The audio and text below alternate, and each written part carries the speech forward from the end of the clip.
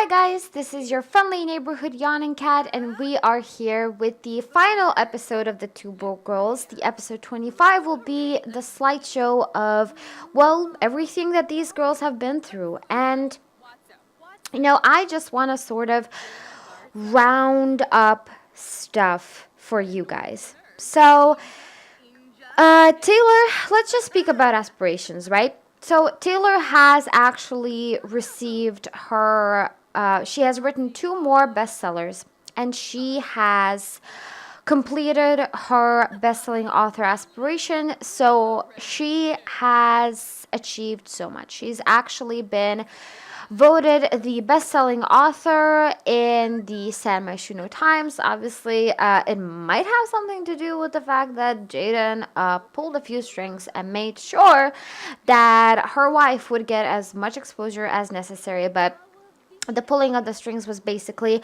I know you wanted to post an article about this next month, but I need you to write it this month because it's fresh news straight out of the, press, I guess. So Taylor got voted, the best-selling author in San Myshuno Times, in Sims World Times as well, and basically everybody from Oasis Springs to even Granite Falls, camping people, ranger guys, are reading her books, and she is just super, super happy to have finally been able to provide for her family and for the people of San Myshuno with her writing. So when it comes to Jaden has achieved, well, sufficient amount. She has completed the soulmate aspiration, and she has also, well, she's still on charity organizer level 5, but her future is looking super bright with a promotion coming in hot at some point soon. Since the last time we saw each other, I know, the buff is still there, but pretend that it's a year since they got married, and they have also adopted this beautiful, beautiful girl named Lisa. Now, if we talk about Lisa, who has met her grandparents, both pairs, well, Farah and Jaden's parents as well, Lisa used to live in the San Myshuno orphanage that Taylor grew up in.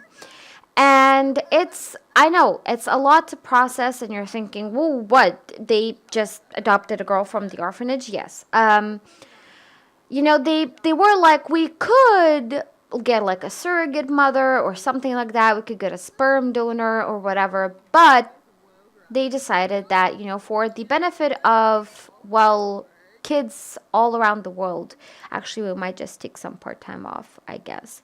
We're just gonna take a vacation day.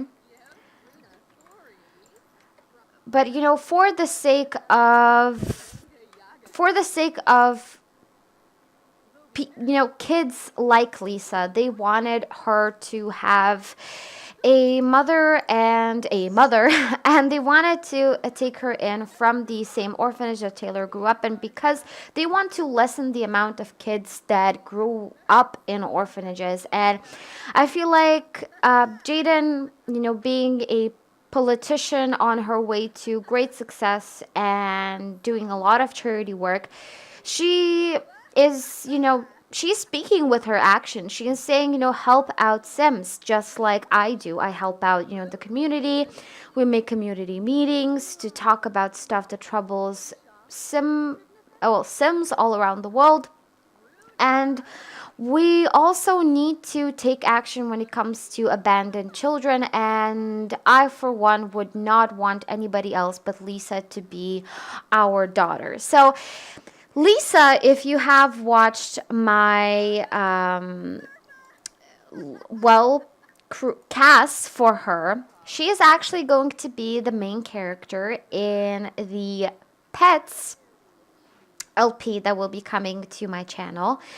And Lisa is basically, well, this amazing kiddo. And she's going to grow up to be a vet.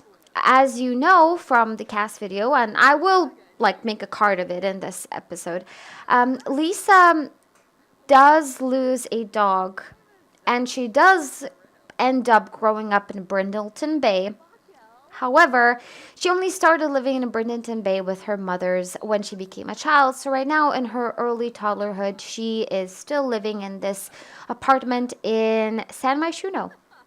So Lisa is just the most adorable toddler ever. She is super, super cute. She is also getting hungry, so we might want to feed her. We are going to give some food to her. We will give her a peanut butter and jelly sandwich and some milk. And yeah, Lisa is this cute little kid. This is actually her pajamas. They are super adorable. I know, I know. It's the cutest. She's the cutest. Um, and yeah, they have created a family. They have decided, that for the sake of, well, for the sake of themselves and the future of their family, they wanted to have a child, and this is her. She's going to change her diaper before she goes there. No, please. Yeah, by the way, since you probably will have noticed, Jaden and Taylor are now adults. They are no longer young adults. I will show you stuff right away. Yeah, so she is an adult, and so is Taylor. She also has the poetic trait. So poetic Sims can capture life itself in a book, and yada, yada, yada. So yeah, they have aged up, they have created a family, and they were talking about it on the day of their wedding. They wanted to have kids, they wanted to adopt. And I feel like it's probably Lisa is probably the best thing that has ever happened to them, and they certainly know it, and they certainly appreciate it. And I feel like these girls have made so much progress in their lives, and they have achieved so, so much. And it makes me so proud to see them so happy, to be so happy and content and just really, really satisfied with how their life is going. I feel like they couldn't wish for anything more than to have, well, I guess they could wish for more kids in their life. That is, as what they could go through. But I feel like right now they are the happiest two women with their beautiful, amazing girl who they will raise and who will get a dog for her and stuff. But I feel like the girls have gone through so much, and we of course will recap everything in the slideshow episode. But I guess what I wanted to say was with this LP, I wanted to tell a story of two Sims that are as real as they come. Obviously my single mom LP and the Pets LP that is coming up, single mom LP was definitely very down to earth, and it was also very real, but it was much more about family life. And this LP is like a growing up story, or like, well, not coming of age, but it's like a story of a lot of progress, growth, and just realizing your potential and realizing who the important and, well, real people in your life are. And Taylor has realized that that love is not just something that you can get from everyone, and that not everybody's love is the same, and that love doesn't taste the same every single time you get it. That love is very different, and it is very complicated. And after dating two girls, actually officially dating two girls, and going through those relationships, going through a toxic relationship, going through a relationship that, involved cheating and everything, I feel like she finally understands what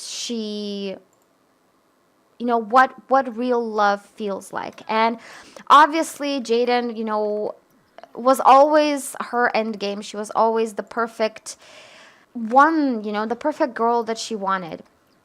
But I feel like while trying to discover herself with other people and while trying to get Jaden, she has also found herself, and she has found that at the end of the day, love doesn't define you, and your choice of partner certainly doesn't either. But with the right person, you can grow so much and care for somebody so much that you are willing to, break your arm and sacrifice everything and anything to make them happy. And I feel like for Taylor, she has realized that true love doesn't hurt you, it only makes you grow. And for Jaden, I feel like Jaden has realized that no matter how hard you try, you can't really suffocate yourself into a little box where you try to fit in to the standards that people create for you. That